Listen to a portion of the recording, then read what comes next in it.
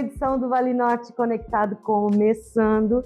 E aí, há alguns dias, a gente teve o Dia da Alimentação. Foi dia 16 de outubro. E para falar um pouquinho mais de alimentação, de boa alimentação, a gente recebe aqui no estúdio a Paola Manuela, que é nutricionista, e vai contar tudo para a gente. Seja bem-vinda, Paola. Oi, obrigada. Então, em relação a essa questão do Dia da Alimentação, ele é comemorado no dia 16 de outubro, né, realmente nessa data. E ele é um dia que ele não somente está relacionado com a questão da alimentação para o foco de emagrecimento. O que esse dia ele tem por trás? É a questão da segurança alimentar. A questão do dia foi criado para assegurar a alimentação de qualidade e para lembrar que a gente precisa assegurar essa alimentação de qualidade para todo mundo. Porque em relação à questão de alimentação saudável, ela é um conceito muito amplo, né? Alimentação saudável não é só tipo alimentação para o emagrecimento, né? Uma alimentação saudável é ter acesso à água, uma alimentação saudável é ter acesso a frutas, verduras, legumes, a todos os grupos alimentares, né? E hoje em dia o que a gente vê é que as pessoas elas não estão tendo tanto acesso. Então, em relação ali, eu não sei se você já percebeu, mas, por exemplo, é muito mais fácil e muito mais barato eu comprar um biscoito do que eu comprar, às vezes, um pé de alface. É verdade. Então, em relação a essa questão da alimentação, cada vez o nosso acesso está ficando mais precário. E esse Dia da Alimentação ele foi criado há muito tempo atrás para lembrar essa questão de que precisamos assegurar uma alimentação que seja de qualidade para todas as Conscientizar pessoas. todo mundo, né? Isso aí. A comunidade. Porque no mundo, vários países, não só no Brasil, vários países sofrem muito com essa precariedade na alimentação, né? Muitas pessoas passam fome, né? No Brasil, em outros países, mas ter essa conscientização da boa alimentação e da consciência de que você precisa ingerir, né, proteínas e tudo ali para a tua nutrição ficar mais equilibrada é importante, né? Tanto nas escolas, com as merendas, no seu convívio, no seu dia a dia. E onde é que entra essa necessidade de trocar, ou essa possibilidade, melhor falando, de trocar um alimento? Vamos supor, eu não tenho acesso tanto a produtos mais caros, que são mais completos. Como é que eu vou fazer para estar equilibrando a minha refeição diária com produtos que, de repente, são mais acessíveis? Em relação a essa questão, né, de como a gente pode ter uma alimentação melhor, mas sem gastar muito, é o seguinte, eu, né, nos meus atendimentos, eu costumo trabalhar com alimento de verdade, com comida de verdade, no caso. Para mim, a questão, não tem ali a questão de utilizar o sal do Himalaia, o sal rosa e não sei o quê. Não complica, né? Não complica a situação. Tipo, o que você vai utilizar? Em relação ali à questão, vamos dizer, do sal, o que eu prefiro é o sal marinho do que o sal refinado. Mas se a pessoa não tem acesso ao sal marinho, o que a gente vai fazer? Reduz a quantidade do sal refinado que é utilizado. Faz uso de temperos naturais, então alho, cebola, orégano, cebolinha, salsinha. Eu não preciso necessariamente trocar um alimento por outro. E em relação ali para baratear essa questão da alimentação, o que a gente tem que começar a pensar é o seguinte: por exemplo, a gente compra, às vezes, né, na nossa compra de mês, a gente não daria para ter, por exemplo, o biscoito e a fruta. Eu teria que começar a fazer escolhas melhores. Então, em relação, provavelmente eu não vou conseguir comprar os dois. Até mesmo porque a fruta é perecível, né? Você Também. tem que estar indo sempre ali fazendo a questão da compra. E em relação ali à questão das frutas, como é que eu posso baratear? Comprando frutas da estação, comprando frutas da época. Então, por exemplo, a questão do abacate, ele é muito mais barato ali no meio do ano, porque acaba sendo a época dele. Agora, se eu deixar para comprar ele mais em outras épocas, ele vai ser um pouco mais caro. Então, se eu quero baratear o custo, eu tenho que ficar atento na questão de qual que é a fruta da época, qual que é a verdura desse momento. E isso a gente consegue muito na internet, através dos calendários sazonais ali de plantação, que daria para a gente conferir. E em relação ali aos alimentos, por exemplo, alimentos integrais, eles são alimentos que são um pouco mais caros do que os alimentos normais. Mas, às vezes, a gente pode fazer em casa, a questão do pão integral, se tem essa possibilidade. Ou, às vezes, outra questão que eu posso fazer, eu não consigo comprar o pão integral. Então, pelo menos, vamos tentar mudar o recheio do pão. Então, A diferença entre um alimento integral e um alimento refinado não é o valor calórico. O alimento integral ele não vai ter menos calorias que o alimento refinado. Ele vai ter mais fibras. Então, por exemplo, a questão ali do alimento integral, vou ter que consumir com moderação da mesma forma. Então, se eu não consigo ter acesso a um alimento integral, o que eu vou ter que começar a ver? Eu vou comprar o refinado? Vou, mas então, pelo menos, em vez de fazer um pão com margarina ou um pão com manteiga, eu vou fazer um pão com ovo.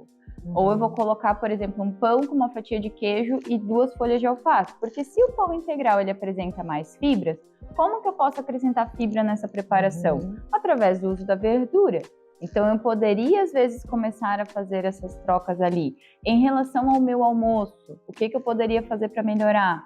Eu poderia começar a acrescentar mais verduras no meu almoço. Eu não preciso parar de comer o meu arroz com feijão, meu macarrão, minha polenta. Eu posso continuar comendo minha polenta com galinha, meu arroz com feijão e bife, só que talvez eu tenha que acrescentar na minha alimentação as aquela verduras. História do prato tá mais colorido, né? Quanto mais colorido, mais saudável, né? Bem isso. E essa questão ali, eu costumo trazer nos meus atendimentos o seguinte: não pensa assim, porque normalmente a pessoa tem, a nutricionista ela vai me cortar isso, vai me cortar aquilo, ela vai querer que eu não coma tal coisa ou determinada coisa. O mais interessante é pensar, não é o que eu não devo mais fazer, mas o que eu devo começar a fazer. Porque daí, se a gente começa a pensar dessa forma, eu acabo não ficando, digamos assim, triste por ter que deixar de comer alguma coisa, porque não é a questão, por exemplo, assim, no teu almoço, você não precisa deixar de comer a polenta, você pode comer. Só que daí você tem que comer a salada antes, para quê? Para você se sentir mais saciado e você conseguir comer, em vez de um prato inteiro de polenta, metade de um prato de polenta. Então é melhor comer a salada antes, não ter aquele prato que todo mundo mistura tudo, come tudo ao mesmo tempo. O melhor é a gente comer a salada antes, porque como ela tem a questão das fibras, ela me traz mais saciedade. Então eu acabo tendo menos fome e como eu tenho menos fome, eu acabo tendo um controle melhor sobre as minhas escolhas. Porque quando a gente chega meio-dia e tá cheio de fome, a gente não comeu adequadamente de manhã e a gente já inicia comendo a comida normal, a gente acaba comendo mais. Tanto que até, por reparar, qual que é o primeiro alimento que tá no buffet? Já come com aquela necessidade. O primeiro alimento são geralmente as saladas. É mais ou menos para já começar a e algumas frutas, inclusive. E algumas frutas, para começar a inserir essa questão de você se servir primeiro com a salada. E a questão da salada, o que é muito interessante, é eu sempre ter o consumo de folhas. Porque as folhas, elas não dão volume no prato. Se elas dão volume no prato, automaticamente elas não dão volume no meu estômago, então eu vou acabar tendo mais saciedade também. Então a questão ali em relação às trocas, não é que a gente precisa complicar a situação, que a gente precisa consumir alimentos muito diferentes. Eu preciso começar a acrescentar essa questão da frequência das verduras, eu preciso começar a acrescentar as frutas na minha rotina. Modificando a tua rotina aos poucos, assim, né? E essa modificação aos poucos é mais fácil da gente assimilar do que mudar tudo de uma vez, né? Tem gente que coloca, a maioria dos nutricionistas colocam o trigo como um grande vilão. O leite também. Sim. Um grande vilão. Eles são tão vilões assim? Em relação ali, né, cada nutricionista vai ter uma forma de trabalhar e uma forma de conduta. Na minha questão ali, eu não trato o pão ou o leite como vilões.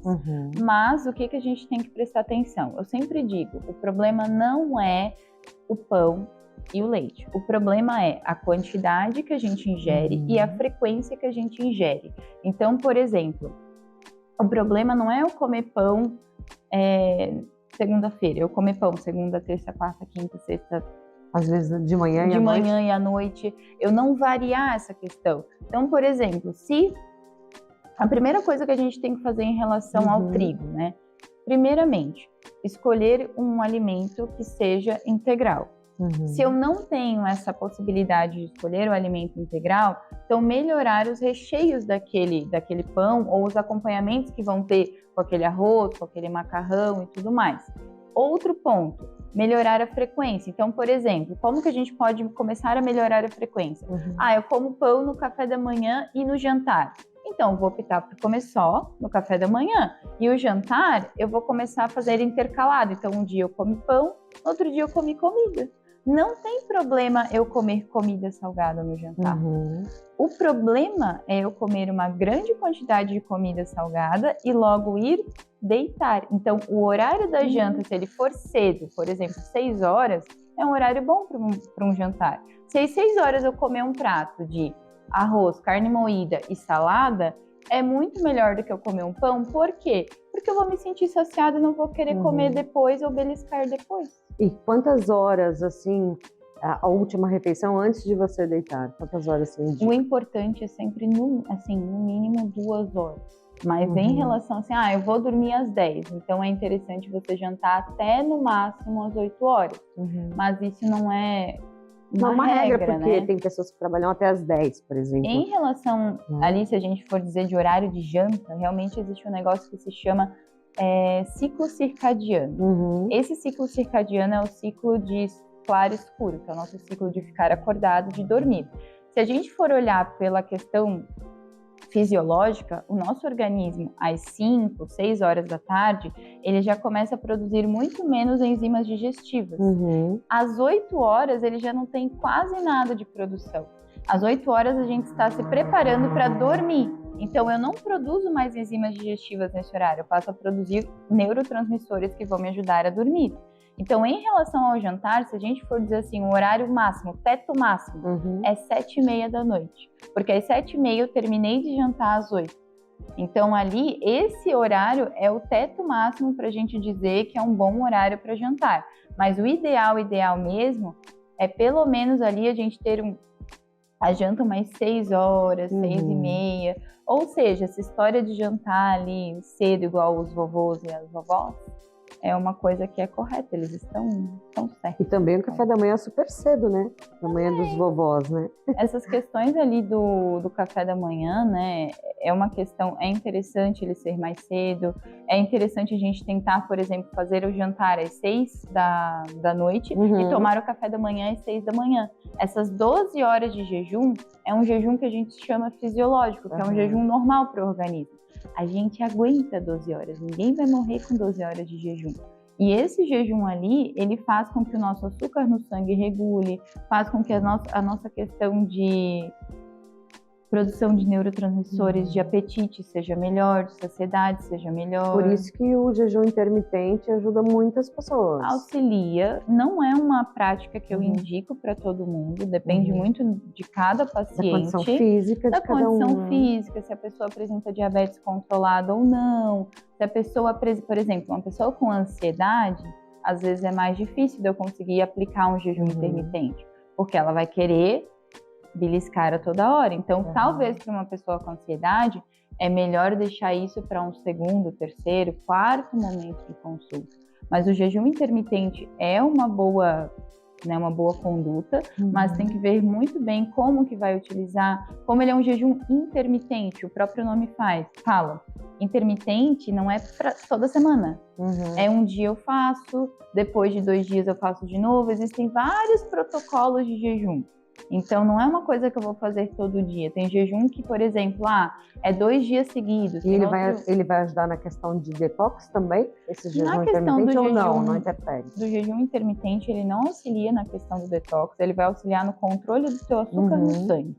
E essa questão metabolismo mesmo. Para a questão de controle de açúcar no sangue e queima de gordura. É nesse ponto que o jejum intermitente ele atua. Na questão de detox, o que atuaria como detox? É fazer o seu fígado funcionar melhor e o seu fígado conseguir fazer a limpeza do seu organismo. Como que eu consigo isso? Primeiro pontinho básico é tomar água. Água. E assim, a questão da água, anotem num papelzinho. Como que eu sei qual a quantidade de água que eu devo consumir? É 35 ml por quilograma de peso. Essa é a quantidade ideal de água para cada indivíduo, mas a gente tem a média de 2 litros por dia. E a questão desse detox, o primeiro ponto é trabalhar essa questão de beber água e de acrescentar mais verduras de folhas verdes, porque as folhas verdes elas são limpantes e fazem o meu fígado funcionar melhor. E depois tem um outro monte de coisas que tem que fazer para poder detoxificar, mas aí é de cada A base indivíduo. principal é o fígado mesmo, tá? Relacionado ao fígado. Porque a questão do fígado, ele é o nosso órgão de limpeza. E se no caso E também associado ao rim, né? Por isso que a gente tem que acabar sempre tendo essa questão da ingestão de água, da ingestão das folhas verdes, para conseguir ter um sistema de eliminação adequado. Só que essa questão ali do detox, ele tem que ser feito em vários planejamentos ali. Só que daí cada caso também, é né? caso. Não teria, às vezes, a gente tem protocolos detox que já são, né, básicos montados assim, mas pode ser que para você eu aplique esse protocolo de uma forma diferente, para outra pessoa talvez eu vou ter que aplicar de outra forma, porque cada pessoa tem rotinas diferentes.